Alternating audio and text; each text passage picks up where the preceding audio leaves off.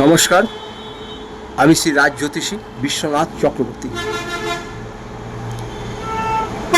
আপনাদের যাদের স্বামী স্ত্রীর ভিতরে একদম মিল হচ্ছে না, খুব অশান্তি, স্ত্রী একটি কথা বললে স্বামী রেগে যাচ্ছেন, আর স্বামী একটি কথা বললে স্ত্রী রেগে যাচ্ছেন, দুজনের মধ্যেই যেন একটা বাক বিতর্ক সবসময় হচ্ছে, সবসময় খিচিমিচি, সবসময় অশান্তি, এটা লেগেই থাকছে।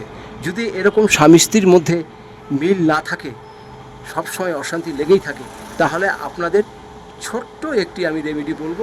এই রেমেডিতে আপনার ভীষণ উপকার পাবেন, খুব উপকার পাবেন। এটা করতে হবে আপনাকে শুক্রবার দিন করবেন। দুটো ময়ূরের পালক নেবেন, দুটো ময়ূরের পালক, চক্রওয়ালা গোটা ময়ূরের পালকটা নেবেন। একটি সাদা সুতো দিয়ে সন্ধ্যাবেলা স্বামীর নাম এবং গোত্র বলবেন, আর স্ত্রীর নাম এবং গোত্র বলবেন। বলে এটাকে সাদা সুতোটাকে 7 পাক দেবেন, 7 পাক ঘুরিয়ে সেটাকে 7টা গিট দেবেন, 7টা পাক জড়িয়ে দেবেন, দিয়ে 7টা গিট দেবেন।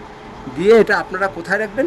আপনারা যে বিছানায় শুয়ে থাকেন সেই বিছানার তোষকের নিচে রেখে দেবেন। তোষকের নিচে আপনারা রেখে দেবেন।